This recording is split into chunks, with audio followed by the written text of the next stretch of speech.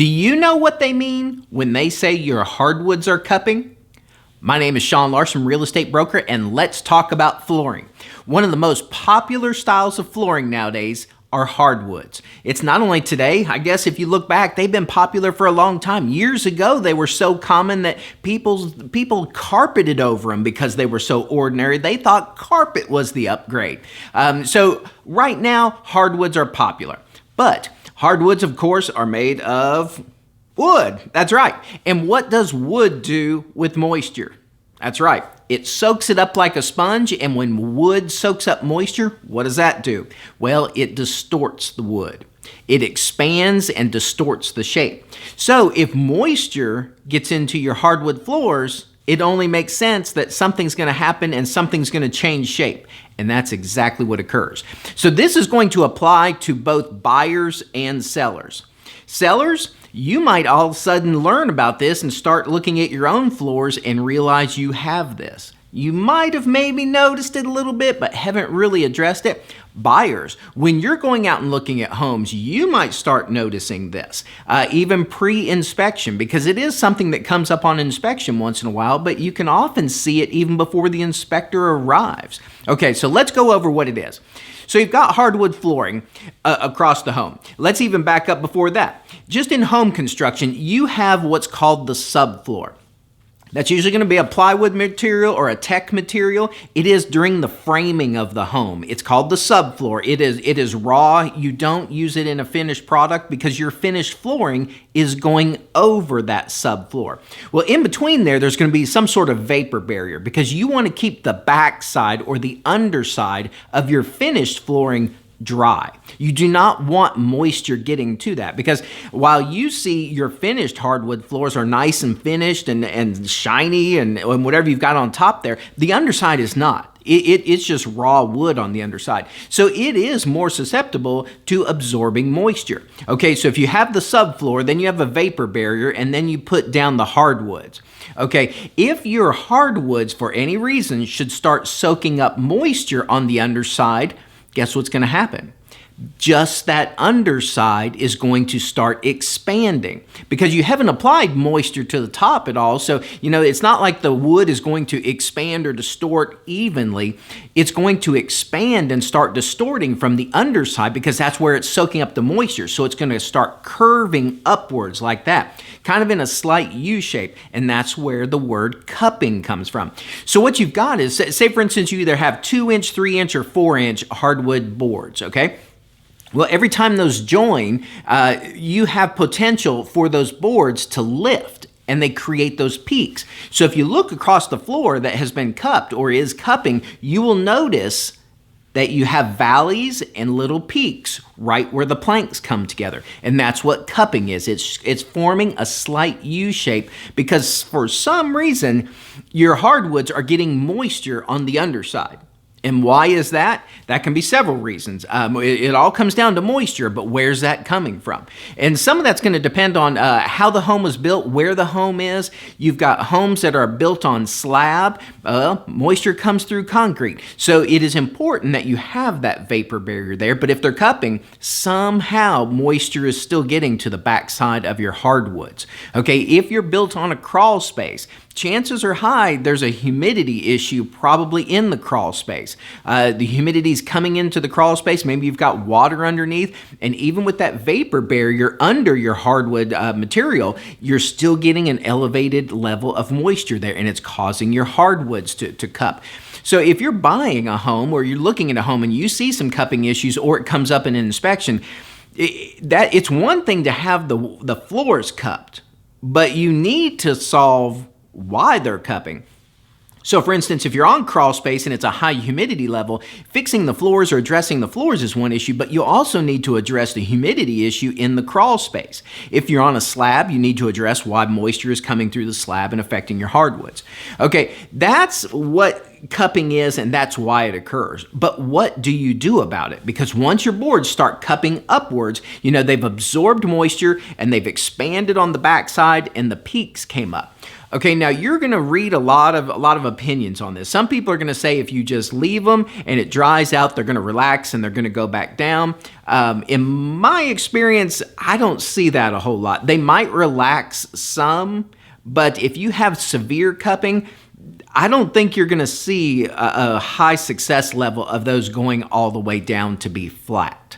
Okay, what you need to do is resolve the moisture.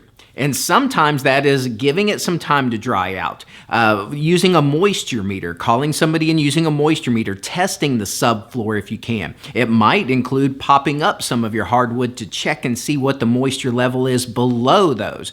So the first thing is to resolve the moisture problem. Where's it coming from? It could be humidity in the crawl space. It could be moisture coming through your slab. In the event of damage or accident, it could be that your refrigerator leaked. It could be your dishwasher leaked. You had plumbing, you had a shower leak. It doesn't even have to be near your hardwoods. It's very easy for us to see a problem and think the problem is right there. But water travels like you wouldn't believe. So if somebody has an issue with hardwood floors, it's not atypical for it to be a plumbing leak halfway across the home. And the water, once it hit the subfloor, it came across and it ran underneath and created the cupping. So sometimes it takes a bit of troubleshooting to find out where this moisture is coming from.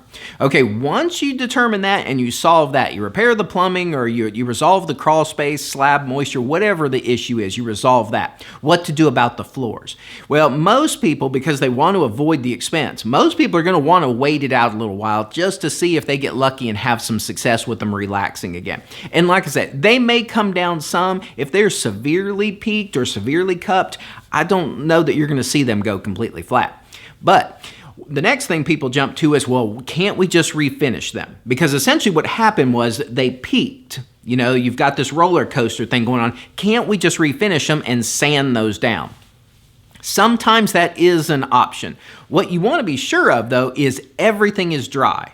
Everything. You not only solved the moisture issue, but all of the hardwoods themselves have completely dried as well. Because here's what can happen. Say you solve the moisture issue and no more moisture is coming in, but the hardwoods haven't completely dried out. Okay, you come in and you sand everything flat, which means of those peaks or those cups, you sanded the peaks off to make it all flat. Okay. Now the hardwoods continue drying some more, which means they contract a little bit, right? So the underside that was moist, causing it to go up, is now going to relax and pull down. Well, if you have sanded off those peaks, guess what happens? As they start pulling down, now you are going to start creating this, an opposite cup, because you sanded off the peaks. So you really want to be sure if you're going to try any mechanical or sanding resolution to cupping, you really want to make sure all of the material is completely dry. And that can take a very long time. So call your flooring person, make a judgment call on which route to go. But the number one thing is to solve where the moisture is coming from. Okay, how to spot it. Now, sellers, if you're considering selling your home and you see some of this, you might need to resolve it before going on the market. Buyers, if you're out visiting homes and looking, here's kind of what you look for. Sometimes it can be severe and you just look at it and you can see it right away. But the easiest way to see it is if you are looking across the floor from a distance in the glare of a window.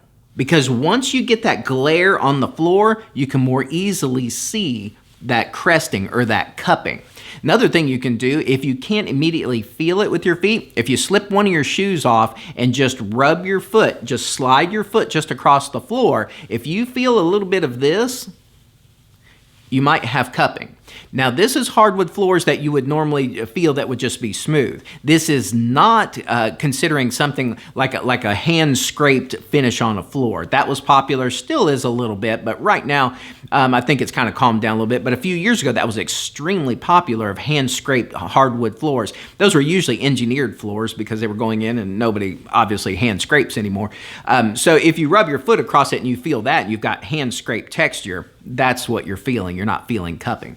I think you're probably going to see more of this, assuming there was a moisture problem. It's not inherent to the product. It's just if there was moisture problem.